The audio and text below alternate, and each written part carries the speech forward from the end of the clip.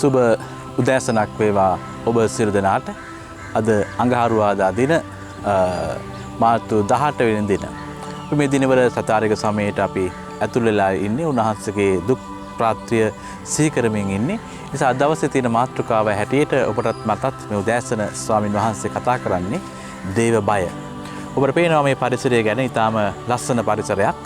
දෙවියන් වහන්සේ මව් වූ පරිසරයක්. දෙවියන් වහන්සේ අපිට ආදරය නිසා, දෙවියන් වහන්සේ අපි ගැන සලකන නිසා ලස්සන මැවිල්ලක් කොටසක් අපිට දකින්න පුළුවන්. අද වර්තමාන වෙනේට ඔබට තේරුම් ගන්න පුළුවන් මේ සුන්දරත්වය, මේ මැවිල්ල අද මිනිස්සු නැති කරගෙන, දේව බය නැති වෙලා ගිහිල්ලා පරිසරය විනාශ කරන තත්ත්වයටපත් වෙලා. ඊටත් වඩා තියෙන කනගාටුදායක දේ නම් අපි දන්නවා අද මිනිමරණ යුගයකට ඇවිල්ලා මිනිස්සු බය නැහැ. හොරකම් කරන්න බය නැහැ. ඒ නිසා ටික ටික දෙවියන්ගෙන් ඈත් වෙන ස්වරූපයක් අපිට දකින්න පුළුවන්. අද දවසේ තියෙන සුද්ධ ලීල කොටාසේ මෙන්න මෙහෙම කියනවා. මතේස් තුමාගේ පොතේ 10 වෙනි පරිච්ඡේදයේ 26 වෙනි පදේ පටන් කියනවා මෙසේ කියනවා. ශරීරය නැසුවත් ආත්මය නසන්න පුළුවන් අයට බිය නොවන්න.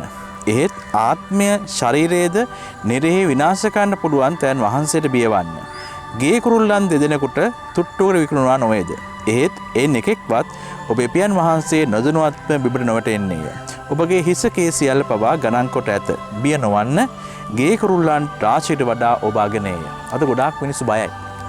ස්වාමීන් වහන්සේ කියනවා මේ පක්ෂින් දිහා බලන්න, මේ කුරුල්ලන් දිහා බලන්න. උන් එකෙක්වත් ස්වාමින් වහන්සේ නොදැනුවත්ම බිමට වැටෙන්නේ නැහැ. උන් ගැන හරි සැලකිලිමත්. ඒ නිසා ස්වාමින් වහන්සේ අපේ ජීවිතවලත් ඊටාම සැලකිල්ලක් දක්වනවා. අපි ගැන ඊටා සැලකිල්ලක් දක්වනවා. ඒ නිසා බය වෙන්න එපා. මිනිස්සුන්ට බය වෙන්න එපා. අද වර්තමාන වෙන විට අද දෙවියන් වහන්සේට තියෙන බය නැති වෙලා, මිනිස්සුන්ට තියෙන බය ඇති වෙලා.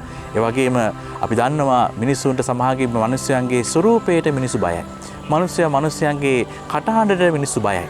ඊටත් වඩා තම් අද මිනිස්සු මම ඉස්සෙල්ලා කිව්වා වගේ හොරකම් කරන්න, මිනි මරන්න, ඒ වගේ දේවල්ට දැන් මිනිස්සු බය නැති වෙලා. දේවචනේ කියනවා දෙවියන් වහන්සේට බියවන්න. අද සභාවක් වශයෙන් අපි කිතුන වශයෙන් ගත්තම අපි සභාවේ නමස්කාරට එනවා. අද අපි ගොඩාක් අපේ නමස්කාර ජීවිතේ පවා දෙවියන් වහන්සේට දෙන තැන පවා අපේ ජීවිතේ බය නැති වෙලා. අපි නමස්කාරයට පවා තියෙන බය දැන් ගිලිහිලා ගිහිල්ලා. අපේ ජීවිතේ කාරණා කිහිපයක් කෙරෙහි අවධානය කරන්න කැමතියි. ස්වාමින් වහන්සේ කියන අද වචනේ කියනවා ප්‍රඥාව පවා ලැබෙන්නේ දෙවියන් වහන්සේට බය වීමෙන්. ඔබ මගේ ජීවිතේ ස්වාමින් වහන්සේ තුල ගමනක් ආරම්භනව නම් ස්වාමින් වහන්සේ බලාපොරොත්තු වෙනවා ඔබට ප්‍රඥාව නැත්තම් ඒ ප්‍රඥාව පවා ලැබෙන්නේ දෙවියන් වහන්සේට බය වීම. මේ දේව බය නැති වෙන්න එක හේතුවක් තමයි මිනිස්යන්ගේ තියෙන උඩුකම.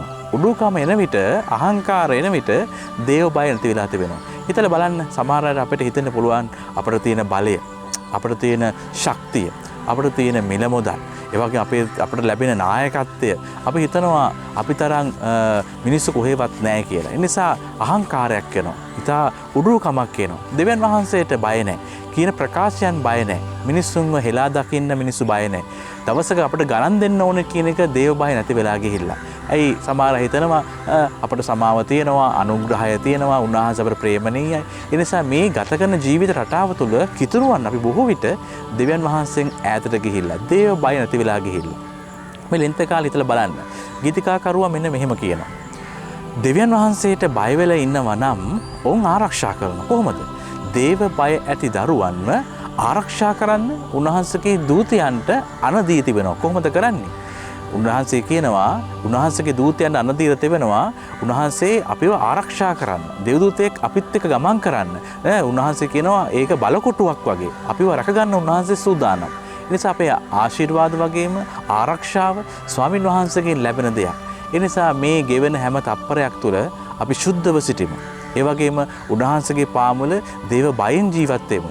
ඒ වගේම උන්වහන්සේ තුල අපි සේවය කරනවා නම්, උන්වහන්සේගේ අපේ සේවයට දායක වෙලා තිබෙනවා නම්, නමස්කාරයෙන් වෙන්න පුළුවන්, සංගීතයෙන් වෙන්න පුළුවන්, ඒ වගේ සභාවේ නායකත්වයේ තුල වෙන්න පුළුවන්, නිලධාරියෙන් වෙන්න පුළුවන්, දෙවියන් වහන්සේගේ සේවය තුල අපි කැඳවලා තියෙන පුළුවන්. මතක තියාගන්න. ඒක දේව බයෙන්, ඒක ගෞරවයෙන් යුතුව ඒ දේ කරන්න. ඒක මිනිස්යාව ඉස්මතු වෙන ආකාරයට කිසි දෙයක් කරන්න එපා. දෙවියන් වහන්සේට ගණන් දෙන හැකි සේවයක් කරන්න. දේව බයෙන් යුක්තව කරන්න. ඒ නිසා මිනිස්යාට බය වෙන්න එපා. ඇත්ත කතා කරන්න බය වෙන්න එපා. මිනිස්සුන්ගේ ස්වරූපයට බය වෙන්න එපා. මිනිස්සුන්ගේ හඬට බය වෙන්න එපා. මිනිස්සුන්ගේ ආකාරයට බය වෙන්න එපා. නිවැරදි දේ කතා කරන්න. ස්වාමීන් වහන්සේගේ වචනයත් එහෙමයි. අපේ සේවය වුණත් එහෙමයි.